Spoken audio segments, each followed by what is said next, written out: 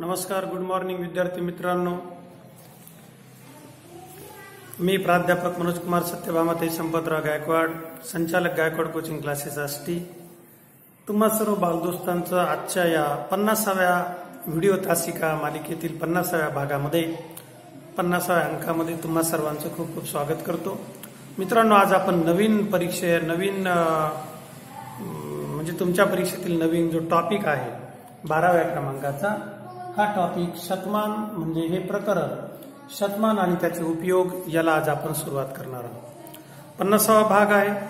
मागील 50 दिवसामध्ये म्हणजे मागील 2 महिन्यापासून जेव्हा मनामध्ये आलं की चला ग्रामीण भागातील मुलामुलींसाठी आपण अशा पद्धतीने त्यांना घरपोच मार्गदर्शन होण्यासाठी जवाहर नवोदय विद्यालयाचा जो अवघड विषय असतो प्रवेश परीक्षेमध्ये गणित या विषयाचं मार्गदर्शन करूया. थेंबे थेंबे तळे साचे याप्रमाणे बघा बालदोस्तांनो, आज आपण 50व्या भागामध्ये आलेलो आहोत. मागच्या 50 दिवसाचा प्रवास अतिशय आनंददायी होता. ऑनलाईनच्या या नवीन युगामध्ये तुम्ही माझ्यासमोर या ठिकाणी शूटिंग चालू असताना कोणीही बसलेलं नाहीये. क्लासवरती मी या ठिकाणी एकटाच आहे, परंतु शिकवण्याचा आनंद मिळतोय. यातून जी पालक मंडळी, जी आदरणीय गुरुजन वर्ग मंडळी आणि जी काही बालदोस्त संख्येने कमी जरी असली तर निश्चितच ही संख्या वाढणार आहे. तुमच्या लाईक आणि शेअर्समुळे, सबस्क्राईबमुळे ही संख्या लवकरच आता काल परवापर्यंत 300 पर्यंत गेलेली ती निश्चितच वाढेल.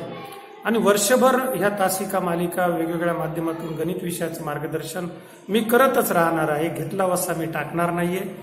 तुम्हाला सर्वांना अभ्यासासाठी याचा उपयोग होईल या चांगल्या उद्देशाने हे कार्य करतोय, तर निश्चित यामध्ये आपण सर्वजण यशस्वी होणार आहोत. आजच्या शतमान आणि शेकडेवारी असंही याला म्हणलं जातं. साधारणपणे माझा एक अनुभव आहे की हे प्रकरण जे आहे बहुतेकदा मुलामुलींना अवघड जातं टक्केवारीचं. कारण आपल्याला टक्केवारीचं ना आपलं कधी काही जमतच नाही. मग कुठल्याही क्षेत्रामध्ये असो की टक्केवारी आपल्याला जमत नाही आणि कदाचित म्हणून लहानपणापासून आपल्याला टक्केवारीचे गणित जरासे अवघड जातात. ते आपण सोपे करूया. तर तासिकेला सुरुवात करण्यापूर्वी एक छोटासा विनोद मी तुम्हाला सांगू इच्छितो, कारण आजचा 50वा भाग आहे. 3 मुलं गप्पा मारीत बसले होते, अजय, अतुल आणि अरविंद. गप्पा मारताना लहान पोरं एकमेकांना फेकायची फार सवय असते. अजय म्हणला की बाबा काल ग्राउंडवरती माझे वडील खूप चांगलं क्रिकेट खेळत होते. क्रिकेट खेळता त्यांनी 6 मारला, तर बॉल जे तो ग्राउंडवरून डायरेक्ट गावात येऊन पडला, पुन्हा सापडलाच नाही. मग अतुलला राहुल नाही, त्याला वाटलं आपल्या बापाची पावर सांग. अतुल म्हणला माझे वडिलांनी तर परवा खेळता 6 मारला, तर बॉलचे वरती हवेत गेल्यानंतर 2 तुकडे झाले. एक तुकडा गावात जाऊन पडला आणि एक तुकडा गावाच्या पलीकडे जाऊन पडला. आता अजय अतुलची फेकाफेकी आटोपल्यानंतर अरविंदला वाटलं आपणही काहीतरी सांगावं. तो म्हणला माझे वडील इतकं चांगलं क्रिकेट खेळतात, इतकं चांगलं क्रिकेट खेळतात. ते म्हणलं अरे सांग ना किती चांगलं खेळतात. ते म्हणे त्यांनी काल दुपारी क्रिकेट खेळता 6 मारला, बॉल जो आकाशात गेला अजून खाली आला नाही. दररोज पण सगळे खेळाडू ग्राउंडवर जातात आणि वरती हात करून बघत राहतात बॉल कधी खाली येईल, अजून बॉल काही खाली आलेला नाही. तर अशा पद्धतीने लहानपणी आपली अशी फेकाफेकी असते. विनोदाचा भाग सोडून दिला. 50व्या भागामध्ये आपण या नवीन प्रकरणाला सुरुवात करणार आहे. टक्केवारी, शतमान. अख्ख्या जगभरामध्ये पर्सेंटेज याला इंग्रजीतून म्हणतात. कुठल्याही गोष्टीचं पर्सेंटेज काढलं जातं. पर्सेंटेजवरून आपल्याला एक प्रमाण कळतं, एक मूल्य कळतं. दुधात किती टक्के पाणी आहे, सोन्यात किती टक्के तांब आहे, चांदी किती टक्के शुद्ध आहे, ही टक्केवारी ठरवण्याचे आपल्याला तात्काळ लक्षात येण्याचे जे काही प्रमाण आहे त्याला म्हणायचं शतमान. म्हणजे थोडक्यात कुठल्याही अपूर्णांकाचं, कुठल्याही गुणोत्तराचं आपण शतमानात जे रूपांतर करतो त्याला म्हणायचं टक्केवारी. अतिशय सोपं असं मराठीतून या ठिकाणी आपल्याला त्याच्या काही व्याख्याही तुमच्या पुस्तकात दिलेल्या आहेत. म्हणजे कशासाठी याचा उपयोग होतो? व्यवहारातील वाढ आहे, व्यवहारातील घट, नफा आहे, तोटा आहे, दलाली आहे, कमिशन आहे, इत्यादी बाबींचे योग्य रूप समजावे. किती टक्के कमिशन घेता म्हणजे दलाली तुम्ही घेता याची तुलना करता यावी. आणि यासाठी आपल्याला 100 हे प्रमाण जगभरामध्ये दशक म्हणजे SI सिस्टीममध्ये स्टँडर्ड ऑफ इन्स्टिट्यूशनने मान्य केले जगभरामध्ये 100% वरती. मग तो व्याजाचा दर असेल, बँकेचा, सोन्याची शुद्धता, मगाशी मी तुम्हाला सांगितलं, अशा सगळ्यांसाठी याचा उपयोग होतो. आणि म्हणून आज तुम्हालाही परीक्षेला तुमच्या प्रवेश परीक्षेमध्ये बऱ्याचदा 2 ते 3 प्रश्न यावरती विचारतात आणि म्हणून याच्यावरती आपण जितके प्रश्न परीक्षेला विचारले ते घेणार आहोतच.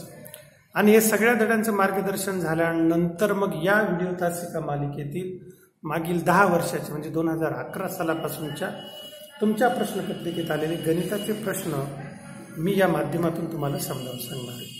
तर सतत साधारणतः वेळ मिळेल तसं वर्षभर मी तुमच्या भेटीला या माझ्या मनू मॅथ्स या चॅनलद्वारे येणार आहे. त्याचबरोबर गायकवाड कोचिंग क्लासेसच्या वतीने ऑनलाईन गणिताचे जवाहर नवोदय विद्यालय प्रवेश परीक्षेचे क्लासेस सुद्धा सुरू झालेले आहेत. तुम्हाला त्याला जर प्रवेश घ्यायचा असेल तर तुमचा संपूर्ण पत्ता, फोन नंबर मला व्हॉट्सअप करा. मी तुमच्या ॲडमिशनची प्रोसेस पूर्ण करेन आणि जेणेकरून तुम्हाला दररोज 40 मिनिटे गणिताचा अभ्यासक्रम समजावून सांगता येईल. त्याचबरोबर तुम्ही तुमचे जे काही प्रश्न आहे घरी बसल्या क्लास केल्यासारखे मला त्या ठिकाणाहून विचारू शकता. चला तर बालदोस्तांना आता शतमानाची गोष्ट तुमच्या लक्षात आलेली असेल. शतमानाला टक्केवारी, शेकडेवारी किंवा शतमान असे 3 नावं आहे. खालील अपूर्णांकाचे टक्केवारीत रूपांतर करा, खालील अपूर्णांकाचे शेकडेवारीत रूपांतर करा, त्याचबरोबर शतमानात रूपांतर करा. या सगळ्यांचा अर्थ एकच होतो. तर काही उदाहरणं आपण या ठिकाणी बघणार आहोत. समजा प्रश्न असेल की एक थोडक्यामध्ये to express x% as a fraction, x% हे अपूर्णांकाच्या स्वरूपात व्यक्त करा. तर म्हणजे x% म्हणजे काय? क्रमांक 1ला ही काही उदाहरणं आज आपण बघणार आहोत जेणेकरून तुम्हाला टक्केवारीच्या संदर्भात माहिती मिळेल. x% बरोबर किती? तर x% बरोबर असतं मित्रांनो x/100. एकदम सिंपल. त्यानंतरच बघूया मग यावरतीच या उदाहरणावरती 20% म्हणजे किती? आता 20% बरोबर किती? तर 20%चा टक्के चिन्हाचा अर्थ असतो छेदामध्ये 100, कारण शतमानामध्ये छेदात नेहमी 100 असतात. बघा 20/100, 0 0 गेला, 2/10, 2 ने भाग दिला, 2 1 2 2 5 10. अशा पद्धतीने 20% म्हणजे किती? 1/5. तिसरं उदाहरण बघा. तिसऱ्या उदाहरणामध्ये बालदोस्तांनो या ठिकाणी दिलेले आहे 48% बरोबर किती? आता 48% बरोबर किती म्हणजे 48/100, छेदामध्ये 100. मग 2 ने भाग दिला, 2 2 4, 2 4 8, 2 5 10. पुन्हा 2 ने भाग दिला, 2 1 2 2 2 4, त्यानंतर 2 2 4 2 5 10. 12 छेद किती आलेले त्या ठिकाणी? 25. आणि म्हणून आता 12 आणि 25, 12 ही समसंख्या आहे, 25 ही विषम संख्या आहे. दोन्ही संख्या एका एकामध्ये पाड्यामध्ये येणार नाही आणि म्हणून 12/25. अशा पद्धतीने वेगवेगळ्या पद्धतीने आपण ही टक्केवारी व्यक्त करू शकतो. आता याच्या उलट खालील अपूर्णांकाचे टक्केवारीत रूपांतर करा असेही प्रश्न असतात. आता त्या प्रश्नाच्या अनुषंगाने बघूया आपण काही उदाहरणं. हे सर्व तुम्ही व्हिडिओ पॉज करून किंवा स्क्रीनशॉट काढून लिहून घेऊ शकता आणि तुम्ही ते लिहिलं असेल असं मी गृहीत धरतो. आता वळूया बालदोस्तांनो पुढच्या प्रश्नाकडे. पुढचा जो प्रश्न तुम्हाला परीक्षेमध्ये विचारला जातो तो खालील अपूर्णांकाचे शेकडेवारीत, टक्केवारीत किंवा शतमानात रूपांतर करा. तर समजा 1/4 दिलेला आहे. हे बघा एक्झाम्पल नंबर 1. 1/4 म्हणजे किती टक्के? बरोबर किती टक्के? मग काय करायचंय? 1/4ला तुम्ही 100 ने गुणून घ्यायचं. 4 ने भाग दिला, 4 2 8, 4 25. 1/4 म्हणजे किती झाले? मग 25%. एकदम इझी, काही ताण नाही. दुसरं उदाहरण बघूया की 0.6 म्हणजे किती टक्के? 0.6 म्हणजे किती टक्के?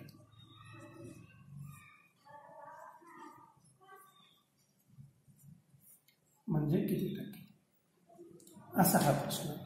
मग 0.6 म्हणजे किती टक्के? तर या ठिकाणी बघा 0.6ला सोपं रूप देऊन घ्यायचं. 0.6 म्हणजे किती? 6/10. दशांश उडवलं. पुन्हा 2 ने भाग दिला, 2 3 6, 2 5 10. आता याला टक्केवारीत आणायचं म्हणजे 100 ने गुणायचं. 2 1 2 2 5 10. सॉरी 5 1 5 5 2 10. म्हणजे किती झाले? 5 0 0 20. मग 3 गुणिले 20, 3 ने 20ला जर गुणलं बालदोस्तांनो तर गुणाकार किती येतो? 60%. एकदम इझी, काही तकलीफ नाही, काही त्रास नाही. अशा पद्धतीने आता ते थोडं कॅमेऱ्यामध्ये कट झालेलं आहे परंतु ऑडिओमध्ये तुमच्या लक्षात आलं असेल बघा 60%. चालेल. तर बालदोस्तांना अशी छोटी छोटी प्रश्न असतात टक्केवारीची, ती व्यवस्थित लक्षात घ्या. आणि मग यावरती जी काही उदाहरणं विचारलेली जातात तर ती उदाहरणंही आपण सोडून घेणार आहोत. आता त्या संबंधीची उदाहरणं आपण बघूया. मला परीक्षेला यावरती विचारलेले अभ्यासाच्या वेगवेगळ्या ट्रिक्स आणि टेक्निक तुम्हाला वारंवार सांगितल्या जात आहे. आता त्याचबरोबर आपण थोडंसं आहारशास्त्राकडे जर वळालो तर आहारशास्त्राकडे सध्याच्या तुमच्या वयामध्ये तुम्ही योग्य असा आहार घेणे, त्याचबरोबर अभ्यास करत असताना दुपारच्या वेळेस किंवा सायंकाळी अभ्यासाच्या अगोदर किंवा पोह्यांबरोबर काही जणांना दही खायची सवय असते, काही जण लोणचं खातात, काही जण शिळं खातात. तर असं काही न करता की जेणेकरून या सगळ्याने आपल्याला गुंगी येते आणि म्हणून गुंगी येऊ नये त्यामुळे दररोज ताजा गरम आहार, भाजी भाकरी पोळी काय असेल तो तुमच्या घरी बनवलेला, शाकाहार असेल किंवा मांसाहार असेल तो योग्य प्रमाणात. अति खाणं म्हणजे आमची आई तर नेहमी म्हणत असते अति खाणं आणि मसनवट्यात जाणं, आणि म्हणून अति खायचं नाहीये. योग्य प्रमाणामध्ये थोडीशी भूक बाकी ठेवूनच जर तुम्ही जेवण केलं आणि समजा साधारणतः दररोज तुमचा जर आहार दररोज तुम्ही 3 पोळ्या खात असता, वरण भाजी पोळी असेल, 2 भाकरी खात असतील तर तुम्ही प्रयोग करून बघा. दररोज तुम्ही खात्यात त्याच्यापेक्षा अर्धी भाकरी अर्धी पोळी कमी खा. आहारामध्ये तुम्ही म्हणजे जे काही स्पर्धा परीक्षेची म्हणजे नवोदयाची तयारी करतायत तर शक्यतो लोणचं, दही, ताक, दूध भाकरी चुरून त्याच्यामध्ये गुळ किंवा साखर टाकणे तर असे पदार्थ खाऊ नका. याने गुंगी येते. तुम्ही अभ्यासाला बसता परंतु नुसतं जांभळ्या देत राहतात आणि त्यामुळे तुमचंही काही अभ्यासाला लक्ष लागत नाही. घरच्यांचा धाकापायी बसतात तुम्ही अभ्यासाला. बरेच जण अभ्यासाला बसले असं स्नप करत राहतात म्हणजे टुकल्या घेत राहतात. तर असं काही होऊ नये. अभ्यासाला बसल्यानंतर तुम्हाला जांभई जर येत असेल तर ओळखायचं की तुमचा आहार चुकलेला आहे. दुसरं महत्वाचं, सकाळी समजा तुमच्या प्रत्येकाला काही शक्य होईल असं नाही, परंतु जर तुम्हाला तुमची आई दूध देत असेल एखादा कप भरून किंवा एखादा ग्लास भरून तर त्या दुधामध्ये आपल्या आईला सांगा शक्यतो गाईचं दूध द्यायला सांगा. म्हशीचं दूध नको, ते पचायला जड असतं. बरं, आता गाईचं किंवा शेळीचं मेंढीचं तुम्ही दूध पिणार असेल तर पित असताना मित्रांनो, बालदोस्तांनो, त्याच्यामध्ये साखर किंवा गुळ कदापि टाकू नका. जर तुम्ही साखर किंवा गुळ टाकला की तुम्हाला क्लासमध्ये शाळेमध्ये गुंगी आली, झोप आली, तुम्ही शाळेमध्ये केलं की ओळखायचं तर आम्हाला लगेच लक्षात येते तुम्ही काहीतरी मेंदू मंद पडायचे पदार्थ खाल्लेले. आणि म्हणून असं थोडीशी नोंद ठेवा. रात्री सुद्धा आपल्याला 1 तास 1.5 तास अभ्यास करायचा 8 ते 10. तर रात्रीही 7-7:30च्या दरम्यान ज्यावेळेस आपण जेवण करतो तर ते जेवण करत असताना त्याही वेळेस हे पदार्थ वर्ज्य करायचे. आणि शक्यतो रात्री आपण आपल्याला बाजरीची ज्वारीची भाकरी कशी खायला भेटेल याकडे आपण लक्ष द्यायला पाहिजे. जर रात्री आपण पोळ्या खात असेल तर मग मात्र पचनाला जड पडतात आणि मग आपला स्टॅमिना अभ्यासासाठी टिकत नाही. आपण फिजिकली म्हणजे शारीरिक दृष्टिकोनातून बसलेला असतो अभ्यासाला, पण आपल्याला आपल्याकडे अभ्यास होत नाही. चला, तर असं थोडंसं आहाराचं लक्षात ठेवा.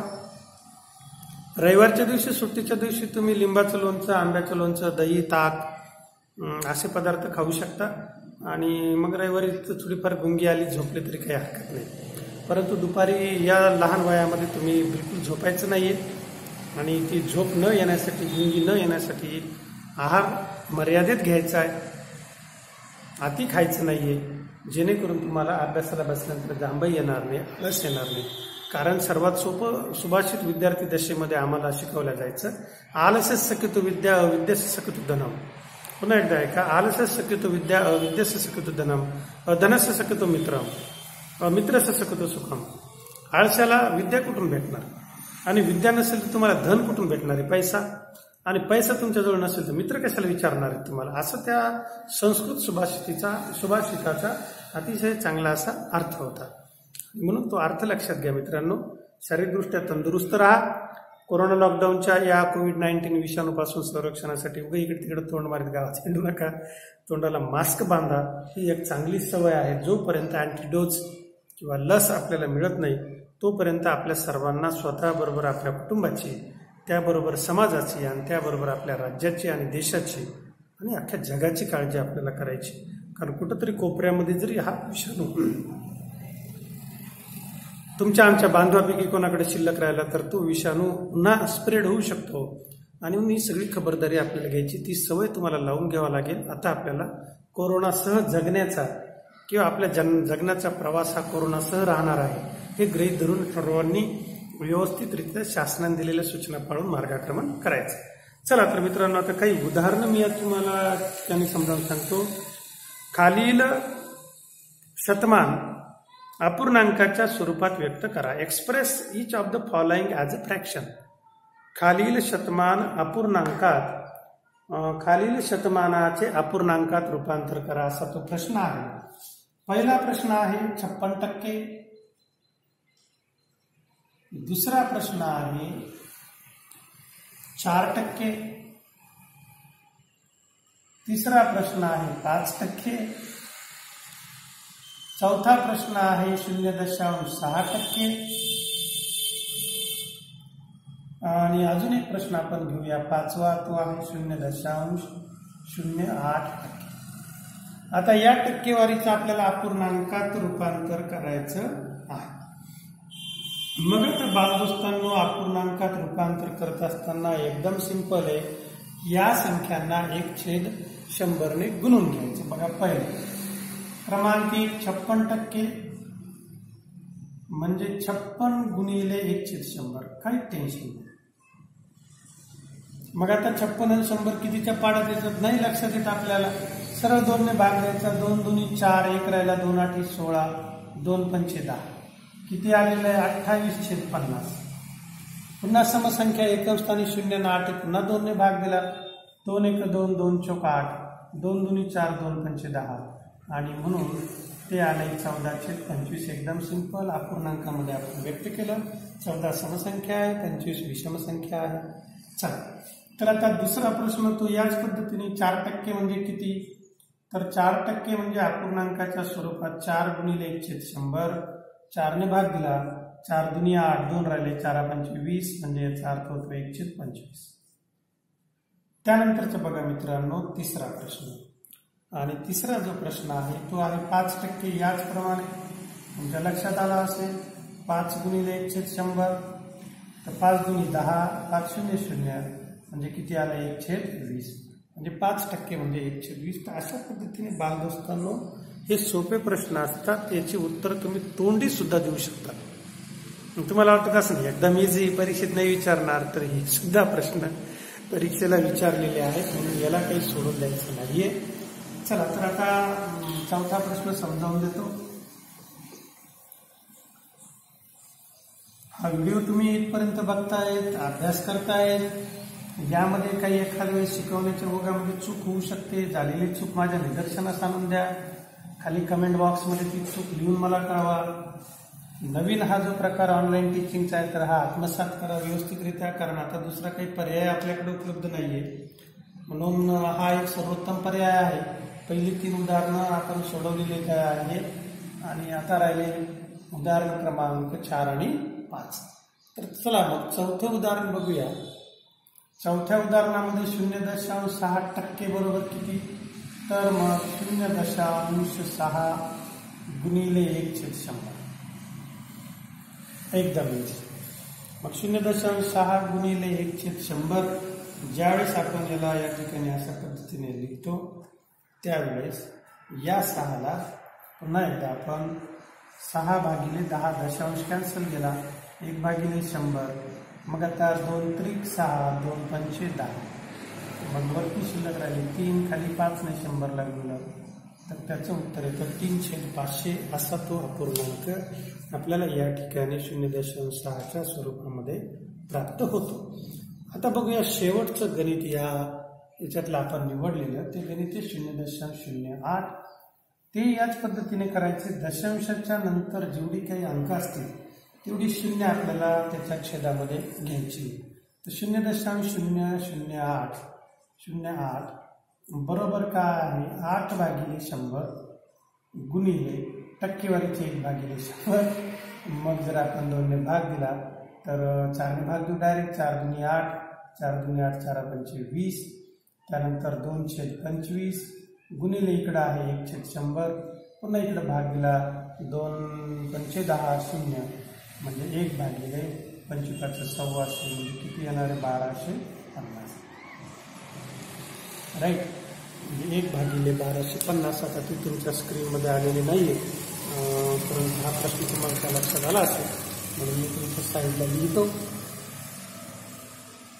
मराठीत लिहितो 1 भागिले 1250. तर बालदोस्तांनो, या सेक्शनवरती पहिला जो काही प्रश्न तुम्हाला समजावून दिलेला आहे, व्यवस्थित त्याचा अभ्यास करा. आजचा हा 50वा आपला भाग आहे आणि नवीन 12व्या प्रकरणाला आपण सुरुवात केलेली आहे. पुनश्च एकदा मी तुम्हाला आठवण करून देतो की हा कालावधी जो आहे लॉकडाऊनचा कधी संपेल याची काही निश्चित समयसीमा नाहीये. कदाचित हा वर्षभरही वाढू शकतो आणि म्हणून या सगळ्याच, आणि परीक्षा मात्र थांबणार नाहीये. फॉर्म भरणं तुमचं सुरू झालंय. एप्रिल महिन्यामध्ये तुमची जवाहर नवोदय विद्यालय प्रवेशपूर्व परीक्षा होणार आहे, हेही तुम्हाला माहिती आहे. आणि म्हणून जे कोणी पालक, बालदोस्त हा विद्यार्थी बघत आहे, माता भगिनी बघत आहेत, भैया ताई बघत आहेत, जर तुम्हाला गणित विषयाची क्लास करायचे असेल तर निश्चितच आम्ही तुमच्या सेवेमध्ये या ठिकाणी ऑनलाईन क्लासेस घेऊन उपलब्ध आहोत. फक्त तुम्ही तुमचा संपूर्ण पत्ता आणि 6 महिन्याची एकूण जी फी आहे 3000 रुपये, ती फी आमच्या पत्त्यावरती पाठवून दिल्यानंतर तुमचं ॲडमिशन या ठिकाणी ऑनलाईन कोचिंग क्लासेसला करता येईल. तुम्ही लवकरात लवकर तुमचं ॲडमिशन करून घ्या, जेणेकरून तुम्हाला दररोज 40 मिनिटं या ठिकाणी गणित विषयाचं मार्गदर्शन केलं जातं. त्याचा तुम्हाला चांगला लाभ घेईल. परीक्षेमध्ये निश्चितच एक पॉझिटिव्ह अप्रोचमध्ये त्याचे चांगले परिणाम तुम्हाला पाहायला भेटतील. तर म्हणून प्रयत्न करायला काही हरकत नाहीये. यावर आधारित या प्रकरणावरती अजून 4-5 व्हिडिओ आपण तयार करणार आहोत आणि तितक्या तासिका मालिकेतून मग तुम्हाला शतमान, शेकडेवारी, टक्केवारी कशी काढायची, वेगवेगळे व्यवहार कसे होतात, या सगळ्यांच्या बद्दलची पूर्ण डिटेल माहिती मिळेल याची मला खात्री आहे. हा व्हिडिओ तुम्ही आता शेवटपर्यंत बघता, तुम्हा सर्वांचे खूप खूप धन्यवाद. त्याचबरोबर तुम्हाला अभ्यासासाठी व परीक्षेसाठी खूप खूप हार्दिक शुभेच्छा. चला तर मग भेटूया 51व्या भागामध्ये. तुमच्या सर्वांच्या सहकार्याने, तुमच्या सर्वांच्या शुभेच्छाने, गायकवाड कोचिंग क्लासेसच्या वतीने मी आज 50 तासिका मालिका जवाहर नवोदय विद्यालयाच्या विद्यार्थ्यांसाठी पूर्ण केल्यात. याचा मला मनस्वी खूप खूप आनंद आहे. मागील 1 महिन्याच्या 2 महिन्याच्या आपल्या प्रवासामध्ये 2-4 सबस्क्रायबरवरून माझ्या माहितीप्रमाणे आपण आता 300 सबस्क्रायबरपर्यंत पोहोचलेलो आहोत.